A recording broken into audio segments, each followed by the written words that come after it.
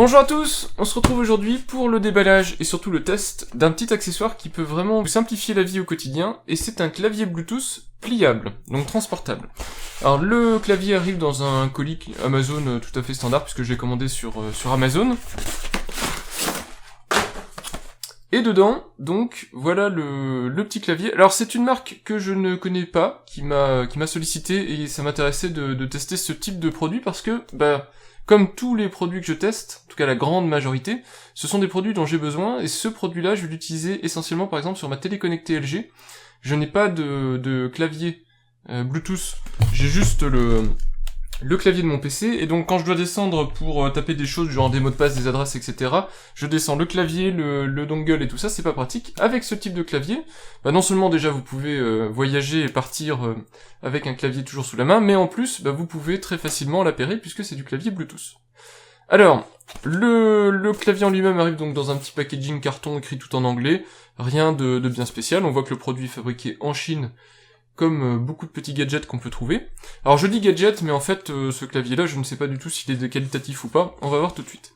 J'ouvre l'emballage, et dedans on retrouve le clavier. Alors clavier que j'ai choisi en version noire, mais qui existe en version silver, on verra après aussi, donc version argentée, on verra sur Amazon. Et sous le carton, on retrouve le connecteur de charge, donc un connecteur micro USB, et le manuel. Alors un truc que j'ai tendance à regarder vite fait, ce sont les manuels. Pas parce que, en général, j'arrive pas à utiliser le produit, mais parce que c'est intéressant de voir les informations que fournit le fabricant. Alors, il y a déjà une chose que je vois tout de suite, c'est que le fabricant a pensé à la version française du manuel, c'est une très bonne chose. Ce que je vois aussi, c'est que la version française est vraiment traduite sommairement. Vous voyez ici, par exemple, le mot « activé » qui est mal orthographié.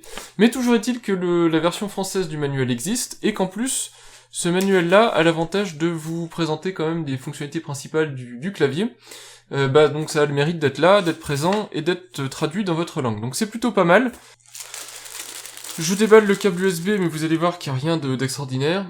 C'est un simple câble micro USB, donc pas USB type C, et puis de qualité tout à fait normale, il est assez fin, donc c'est juste pour la recharge, pour dépanner. Il y a des câbles de meilleure qualité, mais bon, c'est toujours intéressant d'en avoir un. Alors on attaque avec le produit en lui-même, le clavier tactile. Alors déjà, la surface est très sympa. Alors c'est toujours dur de savoir quel est le type de finition de ces surfaces-là, mais on dirait du métal. Même si j'ai un doute. Bon, c'est une surface qui fait penser à de l'alu, mais qui est peut-être du plastique en fait, je sais pas trop. Mais ça paraît assez premium, on voit les petits patins ici collés, qui vont permettre d'éviter la glisse quand le clavier est ouvert, et au dos, à nouveau les petits patins, et puis les logos habituels qu'on peut trouver. Donc déjà on a un coloris qui est très joli, très élégant, et j'ai bien fait de le prendre en noir, je regrette pas. Il est vraiment sympathique. Et donc quand on l'ouvre, alors déjà ce qui est sympa c'est que ici c'est magnétique. Voilà, donc il va rester fermé si vous le mettez dans votre sac. Par rapport à ma main, je vous donne une indication, alors ça dépendra de la taille des mains de chacun, mais vous voyez que c'est quand même assez compact. Et puis par rapport à un Galaxy S7, c'est un petit peu plus grand qu'un Galaxy S7. Donc je l'ouvre. Alors la première remarque que je vais faire, et ça va sûrement durer pendant toute la vidéo, le clavier bloque en position fermée, mais ne bloque pas en position ouverte. Alors si vous le posez sur les genoux, je pense que ça va être un petit peu pénible. On voit que c'est un clavier AZERTY, donc ça c'est très bien, donc c'est bien un clavier AZERTY, donc layout français. On voit aussi ici qu'on a un trackpad, alors trackpad qui ne fonctionne pas avec tous les équipements Bluetooth, en particulier je crois qu'il ne fonctionne pas avec iOS, par contre il fonctionne avec Android et il fonctionne avec Windows, et on verra ça tout à l'heure dans le test. Sinon, je vous fais un gros plan. Alors, les touches en elles-mêmes,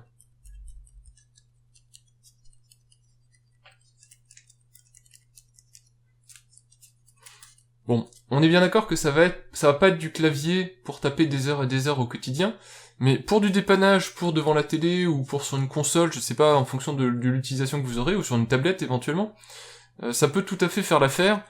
Pour taper des messages, taper du texte, le clavier paraît pas de mauvaise qualité, mais bon, ça nécessite mon test sur du plus long terme, donc je vous dirai ça plus tard.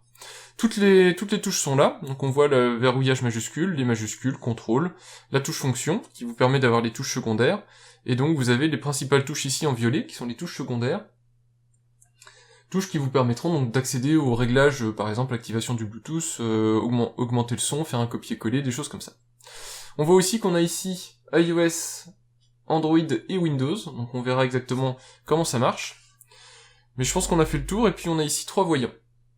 Pour la charge, pour le branchement, etc., ça se passe sur la tranche, donc la tranche qui héberge à la fois les petits voyants et le pad. Donc vous avez ici on-off, je vais vous le mettre dans le bon sens pour que ce soit plus lisible. Voilà, vous avez ici le petit on-off, ça je pense que c'est le petit bouton d'appairage, et puis ici vous avez le connecteur de charge. Donc je vais l'allumer, voilà, il est sous tension. On voit qu'il est allumé ici, donc ça c'est très bien. Et on va l'essayer déjà sur le PC, puisqu'a priori s'il fonctionne sur le PC, il fonctionnera sur la majorité des équipements dont je dispose. Donc je suis dans la section Bluetooth de mon PC, je vais faire ajouter un périphérique, Bluetooth.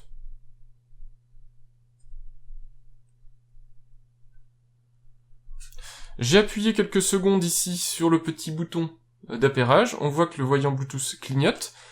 Bluetooth 3.0 Keyboard est apparu ici, donc je clique dessus.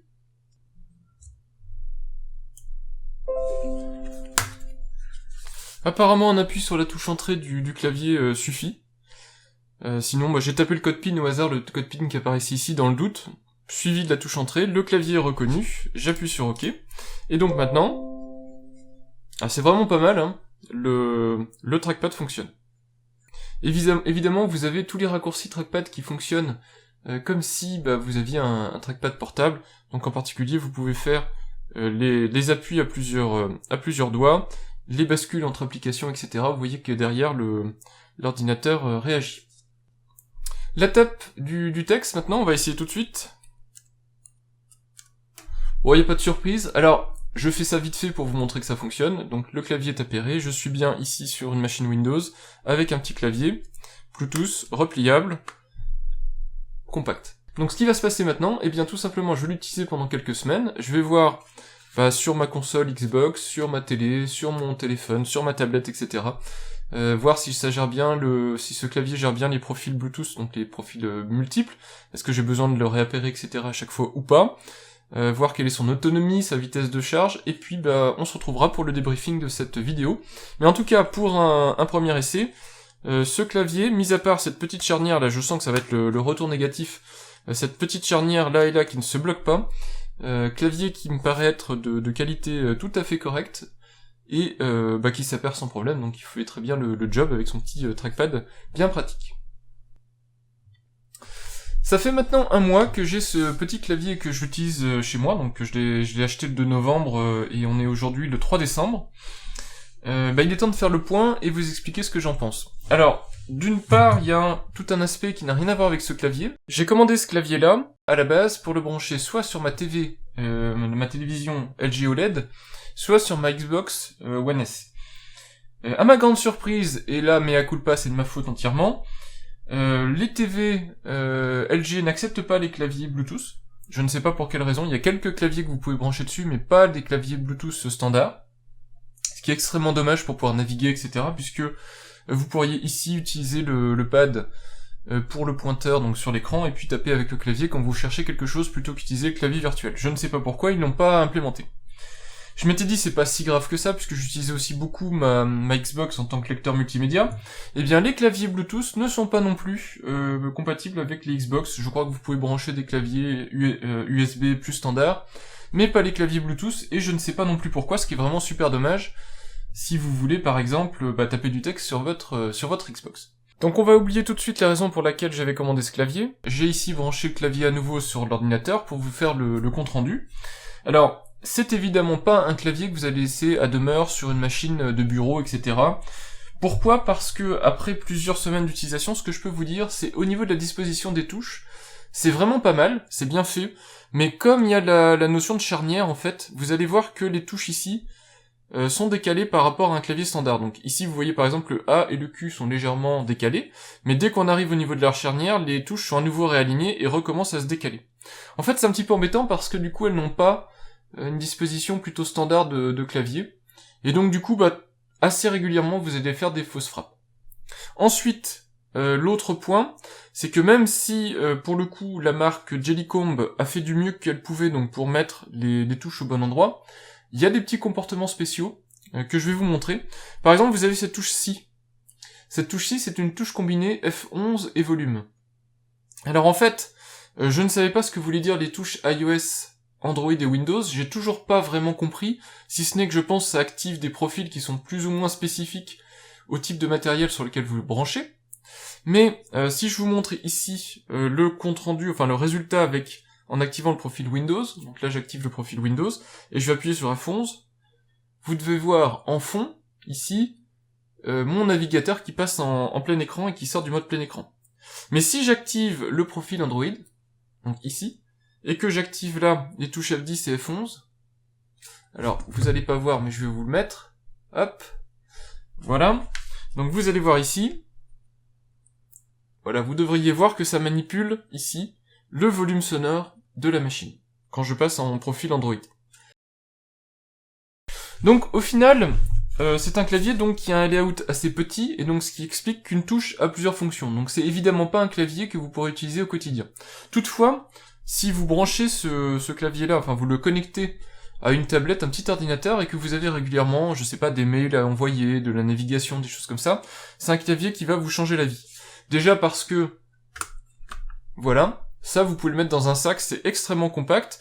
Il est très autonome, franchement je pourrais pas vous dire combien d'heures il tient, mais je me rappelle l'avoir chargé une fois, donc il doit tenir facile plus de 6 heures je pense.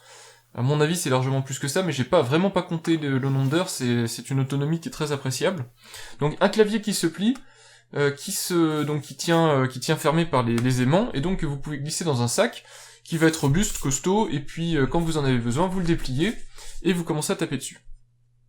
Là où par contre, je nuancerai l'intérêt de ce clavier, c'est si jamais l'utilisation que vous voulez en faire n'est pas sur un support. Dès que vous le posez à plat ici sur un bureau, il n'y a pas de souci, il se comporte comme un petit clavier, en plus la navigation des touches ici est vraiment similaire à un clavier standard, je suis assez surpris par la qualité, le confort de frappe est là.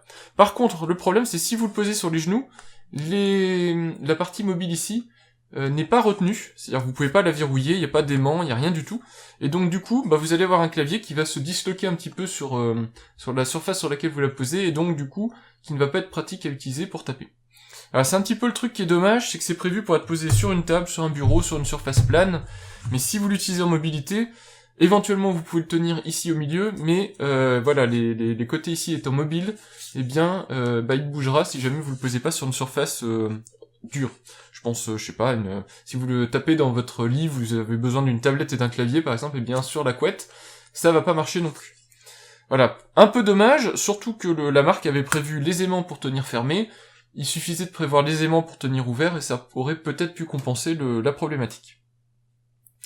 Sinon, donc j'ai parlé de la qualité de la touche du clavier, qui est vraiment très bonne, de mon point de vue, si ce n'est que vous n'avez pas toutes les touches disponibles, évidemment par le format retenu, vous pouvez pas avoir toutes les touches, dont le pavé numérique, mais vous avez au moins les touches de navigation.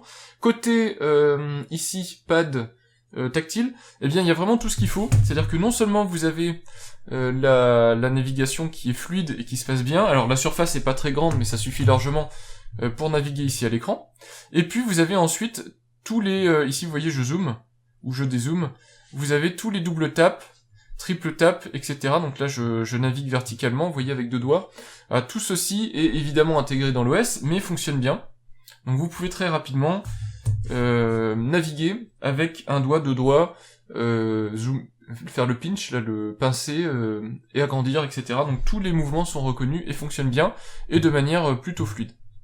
Un point que je voulais aussi vous montrer, c'était l'appairage avec d'autres produits qu'un PC Windows. Donc ici c'est un smartphone Android, ça marche aussi avec un iPhone, donc avec des tablettes, Apple, avec des tablettes Android, donc ça peut vous servir de clavier d'appoint sur des petits appareils de ce type-là. Donc, pour vous montrer que ça marche, il suffit juste donc de mettre l'appareil en mode découverte Bluetooth, puis, comme je vous l'avais montré, vous allumez le clavier, vous appuyez sur le bouton appairage, vous avez le bouton ici, bleu qui clignote, donc le bouton Bluetooth qui indique que l'appairage est en cours. Il suffit de vous rendre ensuite sur votre ici sur votre téléphone et de vérifier si le produit est listé. L'appairage est en cours. Il demande de saisir un code, donc 64 65 42, 64 65 42, suivi de la touche entrée. Et le clavier est appairé. Alors, une fois que vous avez appairé, alors je vais essayer de vous le mettre pour que ça se voit le mieux possible. Voilà, une fois que vous avez appairé le clavier, vous voyez ici, là, un petit curseur. Donc en fait, comme sur n'importe quel appareil, vous avez maintenant une souris qui apparaît. Vous pouvez passer en mode Android, donc fonction Android, puis vous pouvez faire fonction Home. Vous voyez que je suis retourné sur le home screen d'Android. Je suis passé en rotation automatique pour que ce soit pratique pour vous. Donc vous voyez que je peux naviguer avec la souris. On va aller taper du texte.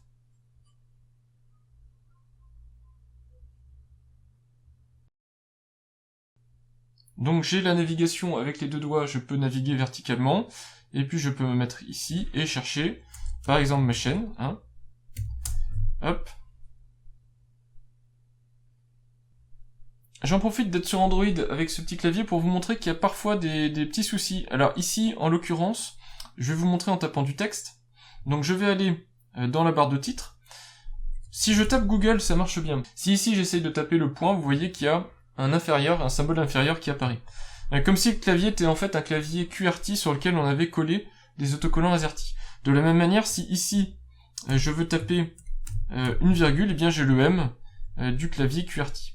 Alors c'est embêtant, on peut changer de profil. Donc là vous voyez j'ai bien le M et le M encore sur cette touche. Donc ça je pense que c'est un bug lié à Android et pour que ça marche, il faut aller dans les réglages Android. Donc vous faites gestion globale, langue et saisie,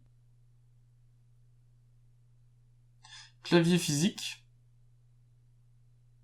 Et vous voyez qu'ici, le clavier est reconnu en tant que clavier anglais. Donc il va falloir le passer en clavier français. Mais malgré cela, une fois ceci fait, eh bien, il y a toujours le souci.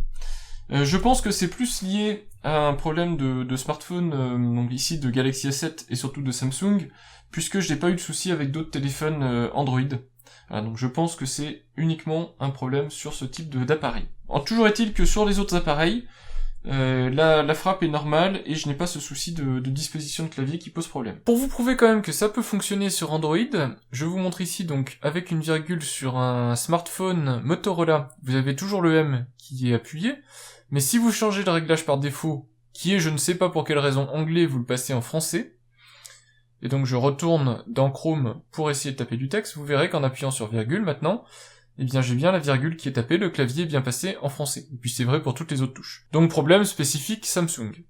Donc au final, je peux vous en dire ce que j'en pense de ce clavier. Alors malheureusement, par rapport à l'utilisation que j'en avais, eh bien je vais pas pouvoir l'utiliser. Ça c'est un petit peu dommage, mais je vais trouver d'autres utilités. En particulier, il me servira pour mon Raspberry Pi quand je vais avoir besoin d'aller dessus pour l'administrer. Donc ça peut être une utilisation alternative. Extrêmement compact, extrêmement autonome, donc ça c'est très bien, costaud. Et puis au final, le plus important je pense, c'est le prix. Et le prix, il est en ce moment de 29€, ce qui est vraiment pas excessif. Alors compte tenu de la qualité de fabrication, de la qualité des touches, etc., pour un petit clavier de dépannage, c'est vraiment pas mal au niveau du prix. Moi je considère que c'est un prix tout à fait correct. Maintenant il faut avoir l'utilité d'un clavier pliant.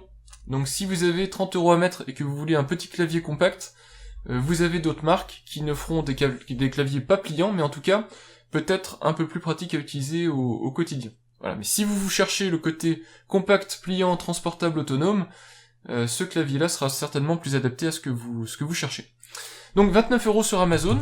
J'en profite aussi pour dire que comme la marque m'a envoyé ce clavier pour test, je vous ai fait le test, je vous donne mon avis, mais elle m'a aussi proposé de vous donner un code de réduction. Moi j'y gagne rien, mais si vous voulez économiser un petit peu d'argent en achetant ce clavier, eh bien vous aurez le code dans la description de la vidéo, et vous pourrez l'utiliser si vous voulez le payer un petit peu moins cher sur Amazon. Voilà, j'espère que ce test de clavier vous aura été utile pour voir à quoi ressemble ce clavier, vous permettre de vous rendre compte de la qualité de fabrication, de la finition, et du toucher. Alors maintenant, malheureusement, c'est qu'une vidéo, donc si vous voulez vous faire la main dessus et voir à quoi ça ressemble, n'hésitez pas à le commander sur Amazon. Étant donné que le vendeur passe par Amazon Prime, vous pourrez toujours le retourner à Amazon si jamais vous n'en êtes pas satisfait, ce qui vous permettra de vous faire votre propre avis.